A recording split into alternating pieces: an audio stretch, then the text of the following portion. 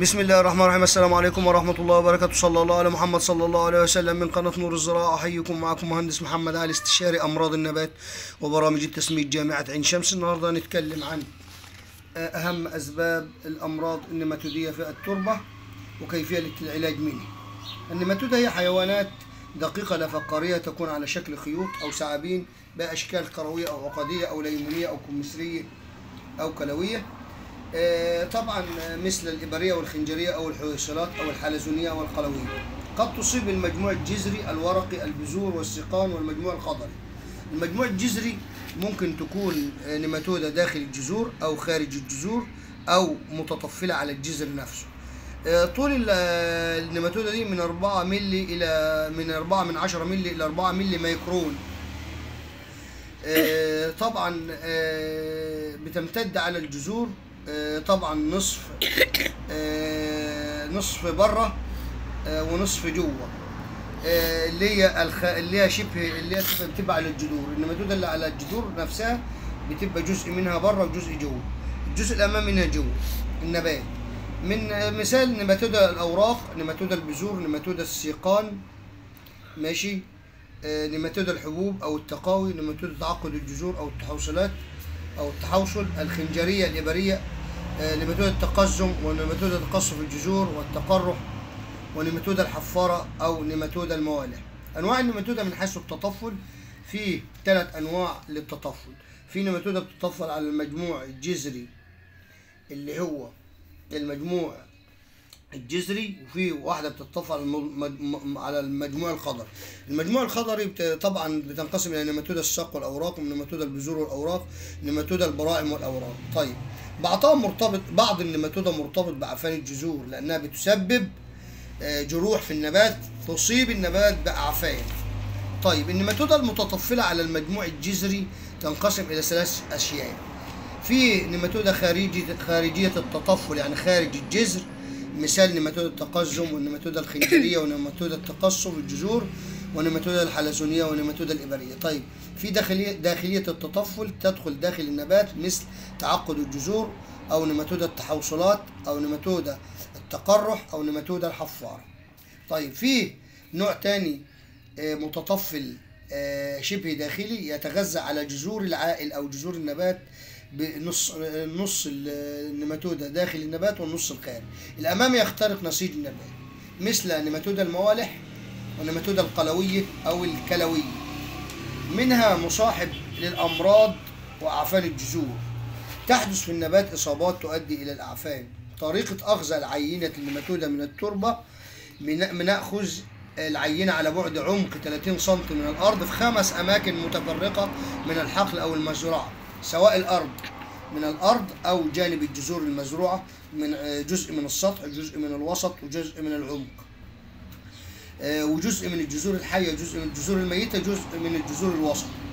توضع العينة في كيس نايلون، حجم العينة من 100 جرام إلى 250 جرام في كل كيس. يعني العينة الواحدة 100 جرام أو 250 جرام، يعني ربع كيلو في كيس نايلون، يعني ناخد 5 أكياس، يعني كيلو وربع. وتوضع في الثلاجة لحين الفحص. طيب، وجود النماتودة طبعا على الجذور يحدث إصابات بالأمراض الفطرية والنماتودية والفيروسية والبكتيرية. طبعا من رشاة فطري أو حشري أو بكتيري أو فيروسي. بعض الأمراض النماتودية مرتبطة بعفان الجذور، مثل طبعا زي نبات الموز والتين والطماطم والباذنجان والخوخ والعنب. أخطر نوع من النماتودة اللي هو تعقد الجذور أو التعقد الجذري، اللي هي داخلة في النبات، متطفلة على داخل النبات نفسه، تتغذى على النبات من الداخل، وبتسد طبعا مسام الجذور والشعيرات الجذرية، تمنع من امتصاص الماء والمواد الغذائية، تقلل من المحصول. عمر النماتودة في الأرض 40 يوم.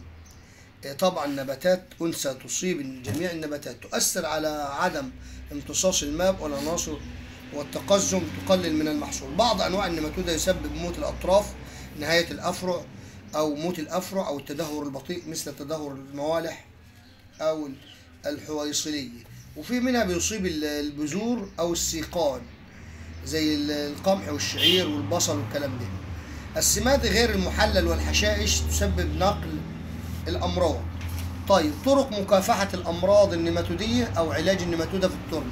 اول شيء الخدمه الزراعيه من حيث حاره الارض بعمق 1 متر، تهويه الارض وتعرضها للشمس في شهر 6 و7، او تشميس او تهويه الارض بين كل محصول واخر، اتباع الدوره الزراعيه، زراعه اصناف كل من 3 ل 4 سنوات في الارض نفس الارض، ازاله الحشائش وتنقيه وتنويش الارض، حرق النباتات المصابه بعيدا عن الحقل ودفنها، عدم نقل التربه من مكان لاخر، زراعه اصناف مقاومه للامراض، النباتات والاعفان، استخدام السماد البلدي المحلل، الاهتمام بمصدات الرياح وعلاجها من النماتوده مقاومه حتى لا تعدل لا تؤثر على محاصيل الخضار او الاشجار او الفاكهه في المزارع، مقاومه الحشائش وتنقيه الحشائش يدوي يا اما بالمبيدات الحشائش، تحميل التوم على كثير من المحاصيل زي الفراوله والطماطم، النماتوديه تعيش عمر من 3 ل 7 سنين في الارض، زراعه اصناف مختلفه من الارض، زراعه البقوليات قبل النجيلات، الفول وزراعه الفول والبرسيم قبل الذره، طبعا او ترك الارض لمده بور لمده من غير زراعه، لان طبعا النماتوده بتتغذى على العائل وهو العائل بتاعها النبات، فاحيانا تموت، في اصناف منها بتموت وفي اصناف منها ما بتموتش، بتعيش من 3 ل 7 سنين.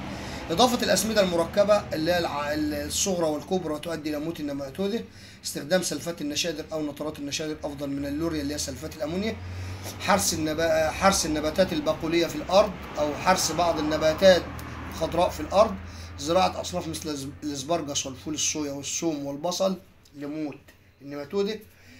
طرق اخرى لحمايه النماتوده، تغطيه طبعا تعقيم شمسي بتغطيه الارض ببلاستيك شفاف من نص الى 1 ميكرون في شهر 7 و8 لمده 1.5 إلى 2 شهر، او من 6 ل 8 اسابيع لمكافحه الحشائش والنماتوده، او الحجر الزراعي بين الدول وبين المحافظات، عدم دخول او خروج نباتات داخل وخارج المحافظه، نقل نظافه الحقل من الالات الزراعيه والطرق والمشاتل، نظافه المشاتل، رش ووقايه المزرعه والمشاتل بالمبيدات الفطريه او الحشريه، المكافحه الحيويه بواسطه مفترسات النماتوده زي الفطريه والبكتيريه والفيروسيه، طبعا تتغذى على النماتوده، العلاج الكيميائي بواسطه الاكزامايل والمواد السامه المحببه، طبعا بيحتاج كل نبات او كل جرعه من 20 الى 30 جرام للجوره، او بيحتاج الفدان من 15 الى 25 كيلو للفدان،